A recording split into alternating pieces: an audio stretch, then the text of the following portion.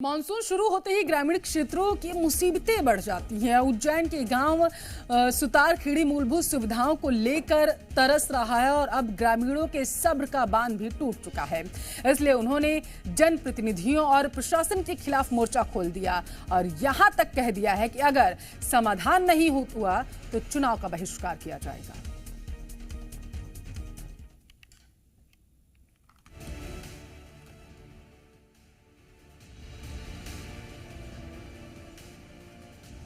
मूलभूत सुविधाओं को तरस रहा है। गांव में ना तो सड़क है, ना पानी और ना ही बिजली, जिसको लेकर ग्रामीणों ने अब जनप्रतिनिधियों और ग्रामीणों के खिलाफ मोर्चा खोल दिया है।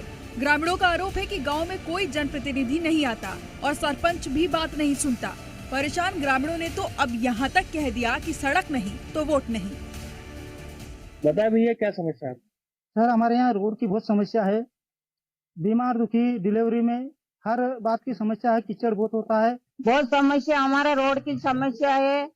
बूढ़ा ठाड़ा छोटा मोटा डिलीवरी वाले उनके कैसे ले जाए हम रोड पे, और दो चार तो गिरता जरे न रोड पे निकले नहीं तो मोटरसाइकिल देखे डिलीवरी वाली, तो इसका पति गिरे वो भी गिर जाए, फिर उसका हाल क्या हो। अगर कोई बीमार हो जाता है तो उसे इलाज के लिए ले जाने के लिए कड़ी मशक्कत करनी पड़ती है। वहीं सरपंच का कहना है कि समस्या को हल करने की पूरी कोशिश की, लेकिन आश्वासन के सिवाय कुछ नहीं मिला। वहीं मानसून शुरू होने से गांव के लोगों की परेशानी और बढ़ गई है, क्योंकि सड़क नहीं होने से लोगों को आने जाने में दिक्कतों का सामना करना पड़ रहा है। बरसात के दिनों में बच्चे स्कूल नहीं जा पाते। अब देखना यह है कि बेहाल ग्रामीणों को समस्या का समाधान कब मिलता है। ब्यूरो रिपोर्ट, जी मीडिया। और ज्यादा जानकारी के साथ जी मीडिया संवाददाता लाइव जुड़ चुके हैं उज्जैन से राहुल राठौर। राहुल, कच्ची सड़क, वो भी ऐसी सड़क जिसमें गड्ढे बेशुमार हैं। अब बारिश में हालत तो और ज्यादा दयनीय हो जाएंगे इस गांव के। कहां शिकायत की है ग्रामीणों ने इसकी?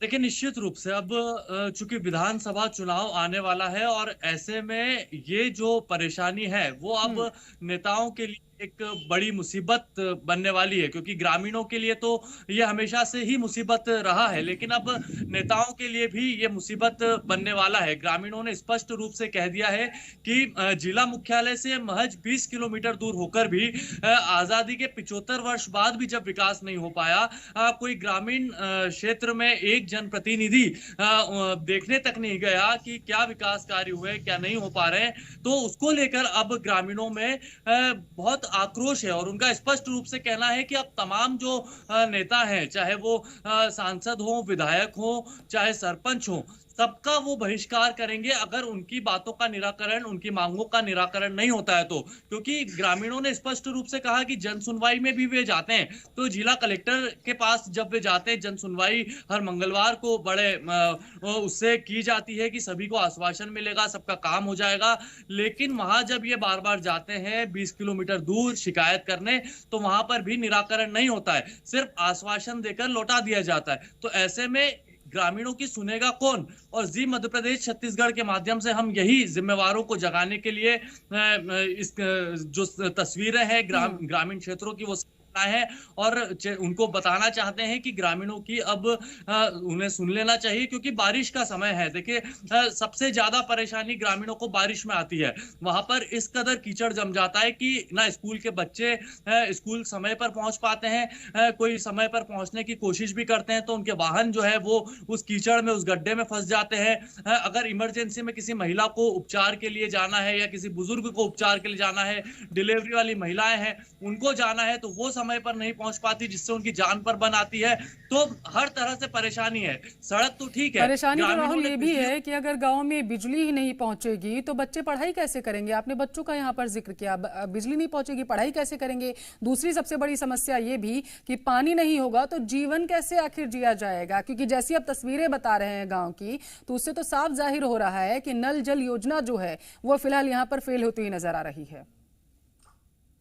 देखिए, निश्चित रूप से जब ग्रामीणों को जब बिजली ही नहीं मिलेगी तो उनके बच्चे कैसे पढ़ेंगे। लेकिन इस तरह की सुविधाओं को ध्यान देना, इस तरह की सुविधाओं को पहुंचाना, ये खासकर विधायक और सरपंच और इन लोगों का ये काम होता है कि ग्रामीणों को किसी भी तरह से इन सुविधाओं से वंचित नहीं रखा जाए। क्योंकि जब वादे किए जाते हैं, चुनाव का वक्त आता है, तब आश्वासन दे दिया जाता है कि आपको सुविधा पहुंचा दी जाएगी। लेकिन जब 5 सालों तक जनप्रतिनिधि वहां नहीं पहुंचते, तो ऐसे में ग्रामीणों का जो गुस्सा है, ग्रामीणों में जो आक्रोश है, वो स्वाभाविक है। देखिए, ये कोई सुतार खेड़ा की ही तस्वीर नहीं है। इसके अलावा बड़नगर जो राजोटा गांव है, वहां की भी इस तरह की तस्वीर है। घटिया तहसील में ही एक शासकीय स्कूल है, उसके सामने खनन माफियाओं ने जो है अपना कब्जा जमाया हुआ है। रातों रात वहां पर गहरे गड्ढे कर दिए गए। लेकिन तस्वीरों में स्कूल हम के देख पा रहे हैं कि वहां पर बिजली के पोल तो लगे हुए हैं सुतारखेड़ी गांव में, लेकिन सवाल ये भी उठता है कि सिर्फ पोल ही लगे हुए हैं या फिर तारें भी खिंच चुकी हैं बिजली की।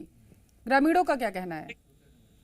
देखिए, बिजली ऐसा नहीं है कि वहां पर बिजली नहीं है। बिजली वहां पर है, लेकिन बिजली कम आती है। पानी की सुविधा वहां पर है, लेकिन समय समय पर, जैसे गर्मी का मौसम है, तो वहां पर पानी की बहुत कमी पड़ जाती है, जिससे ग्रामीणों को फिर दूर गांव जो नलकूप है और जो कुएं हैं वहां पर जाना पड़ता है।